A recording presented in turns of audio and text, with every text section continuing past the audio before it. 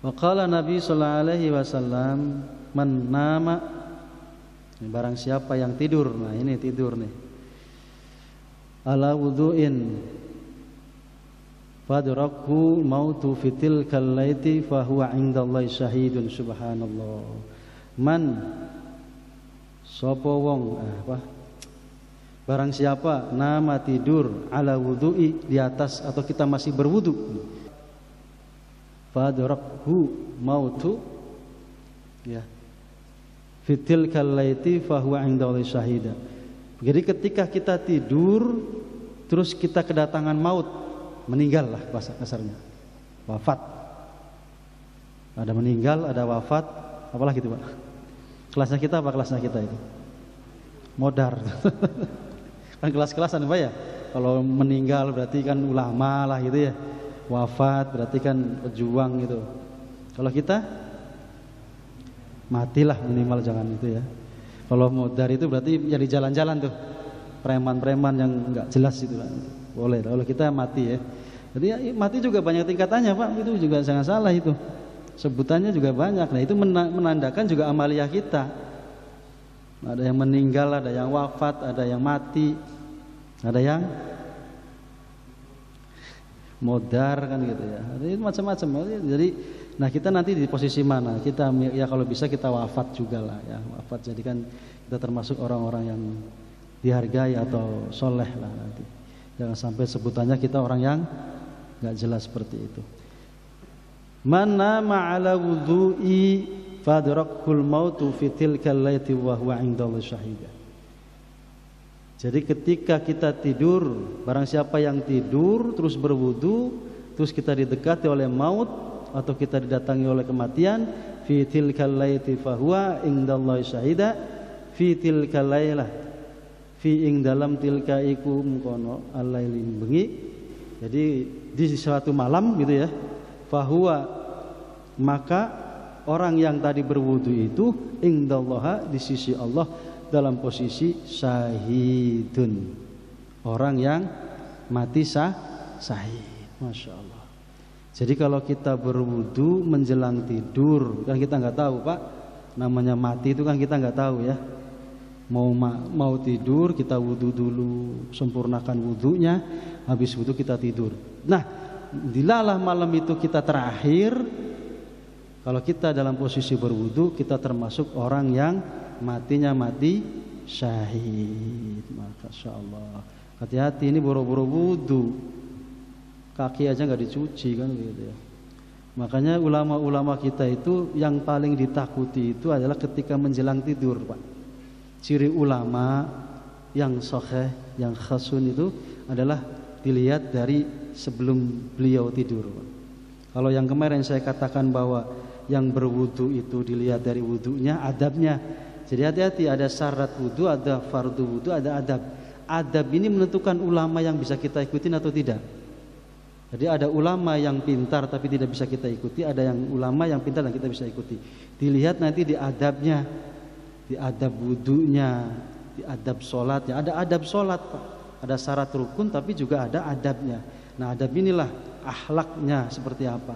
Sama seperti kita mau tidur, itu kalau ulama-ulama kita itu sangat hati-hati, karena tidur itu nggak jelas Pak itu. Entah kita bisa bangun lagi apa tidak itu, entah kita bisa melanjutkan itu apa tidak. Makanya hati-hati sekali. Ulama-ulama kita itu sebelum tidur ya sholat dulu, zikir dibanyakin minimal, seminimal-minimalnya, kulhunya dibaca, apalagi itu falak anasnya dibaca, ayat kursinya dibaca, akhir al-baqarah dibaca, terus baca surah-surah untuk menenangkan hati, terus berdoa. Subhanallah. Karena di dalam tidur itu kita nggak tahu, kita nggak pernah tahu itu alam yang sangat luar biasa. Bisa jadi alam itu atau hari ini adalah hari yang terakhir. Makanya ulama-ulama kita sangat hati-hati menjelang tidur. Satu adalah kehati-hatian kalau sampai kita itu nggak ketemu lagi dengan besok hari. Yang kedua, di saat kita tidur, kenapa ulama-ulama itu membaca banyak sekali amalan-amalan itu, menjaganya benar-benar, karena di dalam tidur itu banyak hal-hal yang bisa dilakukan oleh orang lain. Betul apa betul itu? Tidak tidur bisa aja ada orang masuk kita dibunuh atau dikirimin sesuatu, tahu-tahu ada apa? Cangkul di dalam tanah gitu ya. Ada nggak tahu, nggak jelas. Makanya di saat tidur itulah banyak ulama-ulama yang menjaga sebelumnya, Pak. Satu, kekhawatiran nanti tidak bisa ketemu lagi besok hari. Kedua, menjaga sesuatu hal dari yang lain. Bahkan sampai ulama-ulama kita tuh membaca dihindari dari binatang, dihindari dari ini. Karena apa? Ya kita nggak tahu juga dalam posisi tidur itu. Nggak tahu ada ular yang melilit kita, atau mungkin juga ada binatang buas segala macam, atau juga kejahatan. Nah, itu di saat menjelang tidur itulah perbanyak doa-doa yang luar biasa. Satu, ketakutan tidak ketemu besok hari. Kedua, menjaga dari segala kejahatan, baik dari binatang, dari manusia, bahkan dari makhluk jin dan segala macam, kiriman-kiriman segala macam. Yang ketiga, ulama kita yang dilakukan sebelum tidur adalah berdoa.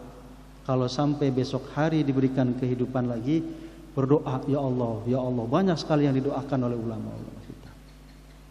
Jadi sebelum tidur, terakhir adalah berdoa. Banyak sekali yang didoakan oleh ulama. Ya Allah, kalau Engkau menghidupkanku besok pagi, saya akan ibadah lagi. Itu subhanallah, perjanjian. Karena tidur itu tidak tahu kita akan diberikan kesempatan apa lagi.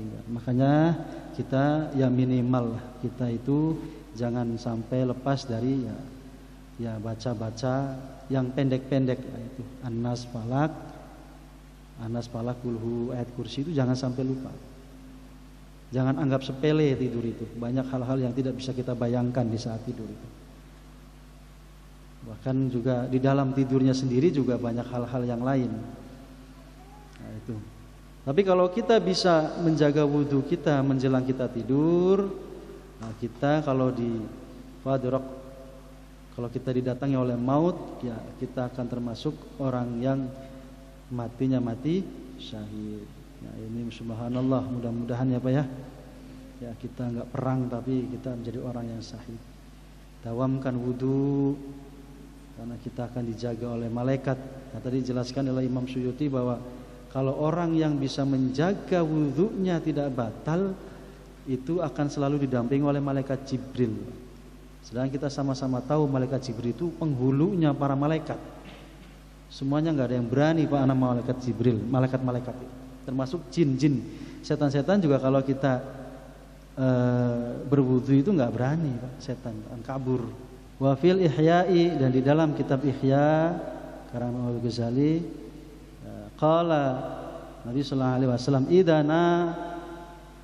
idana amra abdu ala taharatin urija bi ruhihi ila ars fa kanat ru'yahu shadiqatan. Nah, jika kita tidur, nah ini. Nah, kita nih tidur nih, seorang hamba nih, taharatin dalam kondisi suci, maka kita urija bi ruhi ila ars. Ruh kita Pak, ini kalau kita nih, ini lanjutannya yang tadi ya. Kalau kita sebelum sholat, sebelum tidur wudu, nih kejelasannya adalah berarti kita bersih nih, suci nih. Berarti urija biruhil ila ars. Jadi ruh kita itu naik Pak ke ars. Masya Allah. Makanya kalau orang yang berwudu ini mimpinya enak-enak nih Pak nanti. Kalau nggak wudu ya mimpinya kejar-kejar setan mulu gitu. Kejar-kejar orang juga tapi yang nagih utang kan repot urusannya itu. Fakana ru'yahu shadiqatan. Kalau orang yang berwudu atau dalam kondisi suci, baik secara fisik ya. Jadi suci maksudnya nggak dalam kondisi yang bernajis itu, dan terus berwudu, ruhnya itu ke aras, dan ru'yahu shadiqatan, dan ngimpinya itu dibenarkan. Itu ngimpinya pasti benar Pak. Terus saya ngimpi ketemu Rasulullah tapi nggak wudu, wah aneh ini Pak. Jasadnya kotor dan segala macam. Makanya kalau kita pengen ketemu Rasul, ketemu guru-guru kita, ketemu orang-orang alim, caranya gampang sebenarnya. Dawamkan wudu, dan kalau mau tidur usahakan berwudu. Karena kalau kita nanti ngimpinya itu akan dibenarkan karena posisi kita lagi bersih, suci. Nah, itu. Jadi kebalikannya, wa illam na'lam ala tahiratin qasratan ruhahu anil bulughi watilkal manamat adofat ahalaman. Tapi kebalikannya, kalau kita tidur tidak berwudu, ya kebalikannya Pak, ruhuhu anil bulughi, ruhnya nggak jelas, gentayangan tuh Pak, nggak jelas tuh ruhnya kemana tuh. Bahkan ngimpinya pun adalah ngimpi yang tidak benar, la tusaddiq, tidak jelas lah itu, dan tidak bisa dibenarkan ngimpinya itu. Makanya kalau ada yang datang, kok saya kemarin ngimpi sama ini berwudu enggak Pak? Ininya tidurnya enggak, waduh, enggak jelas itu. Itu kalau kita pengen berjumpa dengan guru-guru kita atau ngimpinya dengan benar, ya berwudu Pak sebelum kita tidur. Itu dipastikan kita itu akan mendapatkan ngimpi yang enak lah, tentunya akan berhubungan dengan kebaikan-kebaikan. An-naimu tahiratun kasaimil qaim, orang tidur berwudu itu sama dengan orang tidurnya itu beribadah, kayak orang jalanin sholat lah gitu. Banyak, masya Allah, nikmat benar kan gitu ya. Nah, ini kalau sudah tahu begini, amalkan, jangan sampai nanti tidak diamalkan. Bagaimana saya tidur tapi dekat istri batal, ya lain ceritanya lah itu ya. Jadi wudu dulu aja, wudu dulu. Kata nanti masalah itu kan lain lagi nanti. Kan bisa nanti nggak tiap hari kan ya Pak ya? Nggak tiap hari sama istri kan, nggak tiap hari kan ya? Masa tiap hari kan? Masa sama istri ya setelah itu wudu kembali atau mandi dan wudu kembali. Nah, ini wudu ini penting Pak, karena ulama-ulama itu bisa menjadi alim, bisa menjadi ahli kitab itu karena memang mendawamkan wudunya. Wudu ini hal yang sangat sederhana tapi luar biasa sekali. Kenapa hal itu terjadi? Karena wudu itu adalah suci. Jadi katanya adalah kata sucinya itu. Kalau kita suci, ya gampang sekali ketemu dengan yang maha suci. Kalau saja kita nggak suci, ya bagaimana ketemu dengan yang suci? Kalau suci banyak yang suka, jangankan manusia, makhluk yang yang tidak kelihatan pun akan suka mendekati kita. Tentu yang baik tentunya. Makanya wudu ini menjadi benteng Pak, menjadi benteng kita, menjadi benteng lahir batin kita. Jagalah wudu kita itu. Bahkan ada satu riwayah kalau kita bisa mendawamkan wudu, wallah alam, itu kan kejelasannya juga saya belum ketemu itu. Itu katanya bisa mendatangkan rezeki katanya. Itu salah satu zikirannya ulama untuk bisa rezekinya banyak, katanya tidak pernah putus wudu. Satu. Katanya juga ada yang riwayah katanya kalau kita bisa dawam wudu katanya menjadi sakti katanya, wallah alam. Karena dicontohkan oleh ulama-ulama kita, bahkan juga pejuang-pejuang kita. Itu juga katanya seperti itu. Jadi begitu berwudunya dawam, ya, terus dijauhkan, bahkan ada sesuatu yang datang pun akan tertolak yang jelek. Nah, itu katanya seperti itu. Makanya tapi kita bagaimana ya, kita minimal kita jaga waktu kita sholat. Kalau kita dalam kondisi yang sangat lagi runyem, ya kita berwudulah, minimal menurunkan daripada emosi, syahwat kita, pikiran kotor kita redam dengan kita berwudu. Tapi wudunya yang baik, wudunya jangan asal-asalan, wudu yang sempurna, wudu yang baik, tangannya dijaga, mukanya diusap dengan baik, telinganya dan semuanya. Kalau bisa baca doa-doa wudu, baca doa wudu di usapan mukanya, di telinganya, itu harus dihafal untuk lebih meyakinkan hati. Nah, jadi itu dijaga, insya Allah. Kalau orang yang bisa menjaga wudu ini luar biasa sekali lah. Banyak faedah-faedah di luar daripada keterangan-keterangan di sini, ya termasuk tadi untuk mendatangkan rezeki, untuk memberikan kita dijauhkan dari bala bencana. Bisa jadi mungkin jadi obat corona ya Pak ya, karena corona kan cuci tangan juga itu. Kalau kita jaga itu insya Allah itu nggak kena corona. Takut didampingi oleh malaikat, masa ya berani. Malaikat yang bawa penyakit kan masih kalah sama malaikat Jibril ya Pak ya. Dan kita kalau berwudu kita didampingi oleh malaikat Jibril. Masya Allah, berarti malaikat-malaikat yang lain yang membawa penyakit bisa jadi malu sama malaikat Jibril. Tapi kita harus dawam, jangan setengah-setengah. Dawam itu istiqomah terus berwudu. Karena nanti juga di yaumil akhir juga tentunya orang-orang yang berwudu lah yang akan nanti kelihatan cahayanya. Makanya kelihatan nanti di wudunya. Kenapa? Karena kalau kita mau sholat pasti harus berwudu masalahnya. Makanya nanti wudu yang menjadi patokan. Kita mau baca Quran wudu dulu. Kita mau apalagi sholat sunnah wudu dulu. Makanya nggak lepas itu. Makanya nanti di akhirat kelihatan sekali wajah-wajahnya. Wajah-wajah orang yang berwudu itu kelihatan sekali. Orang yang ibadah itu kelihatan dari wajahnya yang selalu berwudu kepada. Nah, itu. Walaupun orangnya ya hitam, walaupun orangnya jelek, tapi pasti akan bercahaya. Nah, itu Pak ya. Jadi mudah-mudahan lah kita bisa mengamalkan. Yang pertama kita baca inna anzalnahu, terus kita juga bisa menyempurnakan surut syaratnya, fardunya, dan juga adab-adab wudu.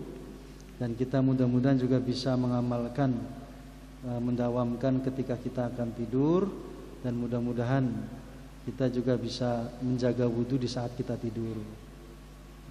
Jadi nanti tidurnya kita menjadi pahala, tidurnya kita itu menjadi ibadah kepada Allah. An-naimu tahiru kas-shaimi qaim.